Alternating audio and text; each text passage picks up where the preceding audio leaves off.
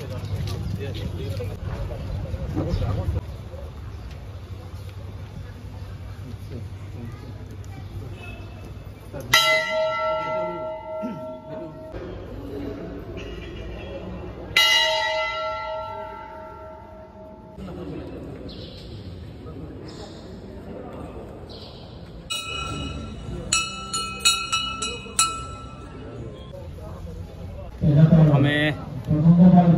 মহামনবাসীৰ ওচৰত মই প্ৰাৰ্থনা জনালোঁ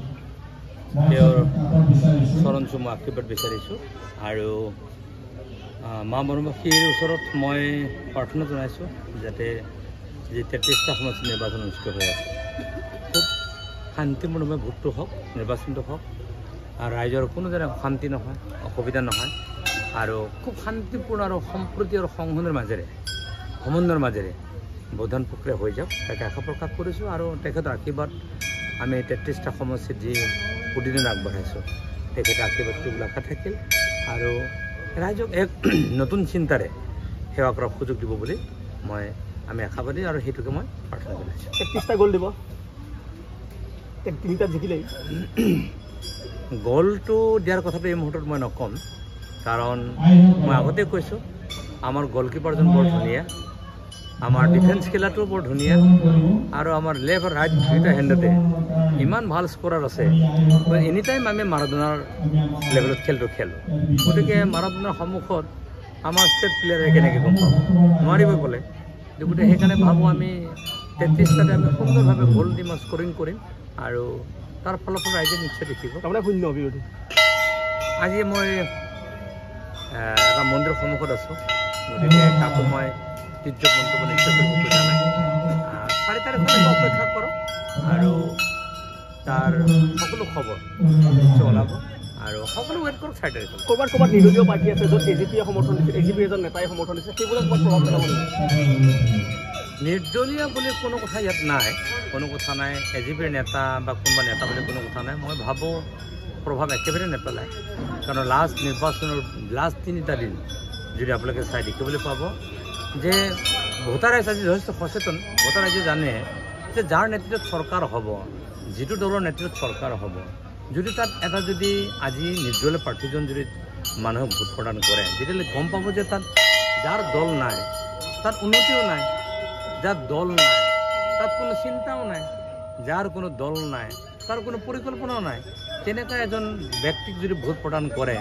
সমষ্টিটো ক্ষতি হয় সমষ্টিটো উন্নয়নত বাধাপ্ৰাপ্ত হয় মানুহে গম পায় আৰু সেইকাৰণে ভোটাৰ ৰাইজ সচেতন আৰু মই ভাবোঁ এনডিএৰ নেতৃত্বত যৌথ সংগ্ৰাম সমিতিৰ নেতৃত্বত পুনৰ চৰকাৰ হ'ব কাৰণে ৰাইজে সহযোগিতা আগবঢ়াইছে আশীৰ্বাদ আগবঢ়াইছে আৰু মাৰ আশীৰ্বাদ আপুনি যথেষ্ট আত্মবিশ্বাসী আমি দেখিছোঁ নিৰ্বাচনৰ পূৰ্বৰে পৰা আপোনাৰ যিটো সমষ্টি তাত সমষ্টিত 3গৰাকী পাৰ্টি আছে আপোনাৰ সৈতে এগৰাকী VPI পাৰ্টি আছে এগৰাকী কংগ্ৰেছৰ পাৰ্টি আছে তেওঁলোকে কিমান ভোট পাব আৰু আপুনি কিমান ভোট পাম বুলি ভাবিছে আপুনি ভোটৰ সংখ্যা মই নকওঁ আপোনালোকে মোতকৈ বেছি ভালকৈ জানিব আপুনি মই দক্ষিণ দিনৰ পৰিৱেশ সমষ্টিত এইটো মোৰ সমষ্টিতে পৰে মহাবনমুখী ঠাই আপোনালোকে যদি নিৰ্বাচন কেম্পেইন চাই মইতো বিভিন্ন সমষ্টিতে সময়টো দিছোঁ মোৰ সমষ্টিত কমকৈ সময় দিছোঁ সময় দিব পৰা নাই তাৰ কাৰণে দুখিত কিন্তু বাকী যি দুগৰাকী কেণ্ডিডেট আছে আপোনালোকে হয়তো চাই আচৰিত ভাবিব যে তেখেতসকলৰ কেম্পেইনটো নাই তেওঁলোকৰ কেম্পেইন নোহোৱাৰ উদ্দেশ্যটো হৈ যে যিজন মানে ভোটাৰ্ছ পাৰ্টি খেলিছে তেওঁ ইতিমধ্যে একদম বাইদা অঞ্চলত বহাৰি গৈছে তেওঁৰ মাত্ৰে জবৰদস্তি আনি ইলেকশ্যন খেলিবলৈ আহিছে গতিকে তেওঁ ইয়াত নাথাকে আজি বহু বছৰ তেওঁ নায়েই আৰু 2013 চনত যিজন কংগ্ৰেছৰ পাৰ্টি তেওঁ খেলিছিল খেলাৰ পিছত তেওঁ গোটেই পিকচাৰতে নাই আজি তাৰিখত মানুহৰ সমাজ জীৱনত নাই ৰাজনীতি জীৱনত নাই আৰু ৰাজহুৱা কাম কাজ ব্যৱস্থাবিলাকত নাই আৰু নিৰ্বাচন হৈছে হৈ থাকে প্ৰতি 5 বছৰ মূৰে বিভিন্ন নিৰ্বাচন আহিছে মই ৰাইজৰ মাজত আছোঁ সমাজৰ মাজত আছোঁ আৰু জনগোষ্ঠী জাতি জনগোষ্ঠী মানুহৰ মাজত সমন্বয় আৰু যিটো নেকি ধুনীয়া এটা সম্প্ৰীতি মিলনৰ ভূমিলৈকে ৰূপান্তৰিত কৰিবৰ কাৰণে মই সদায় প্ৰয়াস কৰিছোঁ তাৰ কাৰণে ৰাইজে মৰম আশীৰ্বাদ যথেষ্ট দি আহিছে আৰু এইবুলি মই ভাবোঁ যে বিশেষকৈ অসম আৰু মানে সুৰক্ষিত আৱাসৰ স্বাৰ্থত ৰাইজে আশীৰ্বাদ নিশ্চয় কৰিব মাৰ আশীৰ্বাদ আছে ভগৱানৰ আশীৰ্বাদ আছে আৰু তেখেতসকলকো মই আশীৰ্বাদ দিছোঁ কাৰণ আপোনালোকে জানে যে ভাৰতীয় জাতীয় কংগ্ৰেছ জিতেন্দ্ৰ সিং ডাঙৰীয়াই যোৱা পৰহি কি ক'লে যোৱা পৰহি তেখেতসকলে নাজানো কি কৈছে এইটো কিয় ক'লে মই নাজানো সেইটো কৈছে যে থলুৱাৰ ইলেকশ্যন আমি তাত গুৰুত্ব দিয়া নাই গতিকে থলুৱা ইলেকশ্যন বুলি ক'লে কাক ক'লে ট্ৰাইবেলসকলক ক'লে খিলঞ্জীয়াসকলক ক'লে জনজাতিসকলক ক'লে ভূমিপুত্ৰসকলক ক'লে গতিকে কিয় ক'লে সেইটো মই নাজানো, কিন্তু দুটা দৃষ্টিভংগী কৈছোঁ। ৰাজনৈতিক দৃষ্টিকোণৰ পৰা চালে সেইটো আমাক হেয় প্ৰতিপন্ন কৰা হৈছে, আৰু যদি সামাজিক দৃষ্টিকোণৰ পৰা যদি আমি চাওঁ তেতিয়াহ'লে তেখেতসকলে ইয়াত নিষ্প্ৰভ হয়। তেখেতসকলে ইলেকশ্যন খেলিব নালাগিছিল, তেখেতৰ হয়তো ক'ৰবাত ভুল হৈ গ'ল, খেলি পালে। গতিকে যিহেতু তেখেতসকলে জিকিব নোৱাৰিব, গতিকে আগতীয়াকৈ চাৰেণ্ডাৰটো কৰি পেলাই ৰাইজৰ পৰা তেওঁলোকে ক্ষমাটো বিচাৰিছে। মানে 4 তাৰিখৰ পিছত মানে তেওঁলোকে নিজে গম পাব যে আমি যে ভুল কৰিছিলোঁ। ডেফিনেটলি, নিশ্চিতভাৱে। মানে ভুল কৰিছিলোঁ বুলি শব্দটো মই নকওঁ, যে ৰাজনৈতিক অংকটো যে তেওঁলোকৰ ভুল আছিল সেইটো 4 তাৰিখৰ পিছত প্ৰমাণ হয়। আপুনি ইয়াত মা বনৱতী আশীষ ল'লে, যে আপুনি ভোটদান সাব্যস্ত কৰিব লাগিব, ভোটদান কৰিব কোনটো ভোটদানত? মই বালাচৰা জুনিয়ৰ বেচিক স্কুলৰ মই মিডল মধ্যফলত মোৰ ভোটটো আছে, গতিকে ইয়াৰ পোনে পোনে ভোট প্ৰদান মই কৰিম। আৰু তাৰপিছত সমষ্টিত এপাক মই খবৰ ল'ম সকলো ভোট চেণ্টাৰবিলাকৰ ক্ষেত্ৰত। আৰু দেখিছোঁ মানুহৰ ৰাতিপুৱাৰ পৰা ধুনীয়াকৈ আপোনালোকৰ মাধ্যমৰ যোগেদি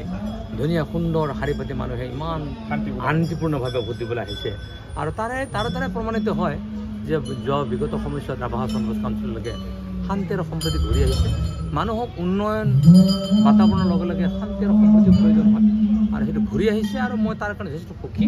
আৰু আহি থকা দিনতো মই ভাবিম বা আশা প্ৰকাশ কৰি মাৰ আশীৰ্বাদ বিচাৰিম যে অঞ্চলটো সদায় শান্তিপূৰ্ণ হৈ থাকক, সমন্বয়ৰ বাতাবৰণ সৃষ্টি হওক, যাতে আমি অসমক বাৰ্তা দিব পাৰোঁ যে শান্তিৰ স্থল বুলি ক'লে এবাৰ ৰাভা চন্দ্ৰলৈ ঘূৰি আহক।